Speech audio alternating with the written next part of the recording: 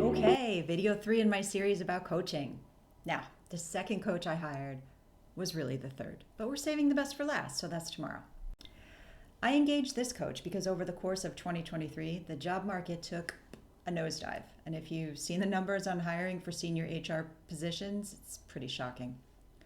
So I'd been dabbling in project work for people that I used to work with, and others had reached out to me on LinkedIn because I guess they assumed I had a business.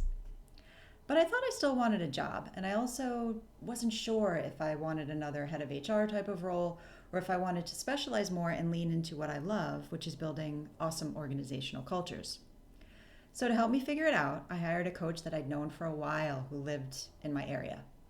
What I liked was that his career coaching business was his side hustle, but his full-time gig was with a big name institution that you all know, and he'd been hiring people for years.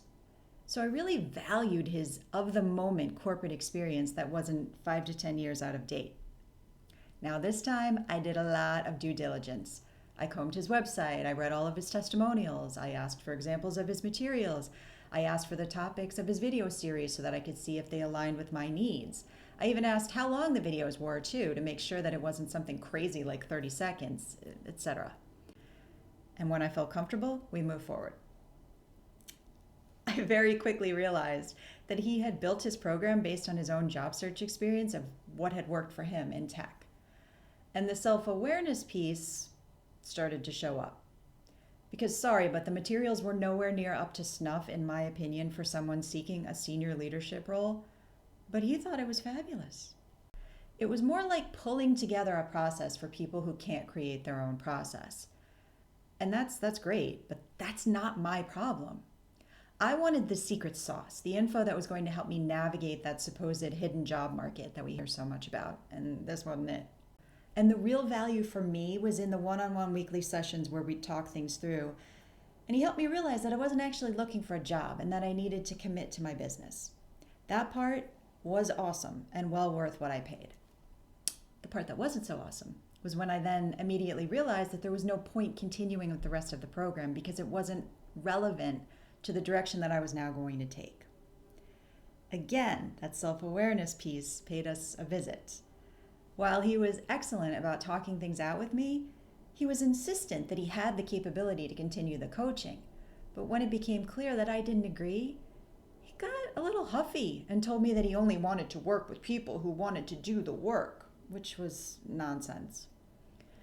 Solid advice to any coaches out there: when someone isn't seeing the value and wants to sever the relationship, bless and release. Now, otherwise, the coach did right by me overall, and he was very fair in how we parted ways. But here's what I learned. Even rigorous due diligence won't show you the whole picture. Entrepreneurs often have blinkers on about their own blind spots and limitations. Something that someone crafts for themselves will seem awesome to them, and that'll allow them to authentically sell the shit out of that. But it might not be right for you. I found that you need to agree beforehand about how conflict, disagreement, and a desire to disengage will be handled. And I also learned that you should ask about the ratio of process to follow versus support on mindset changes in any program. I discovered the hard way that even someone working as an executive isn't necessarily creating materials that are appropriate for a C-suite job search. Thanks again for watching, and I'm excited for you to tune in tomorrow when I share my most successful coaching experience.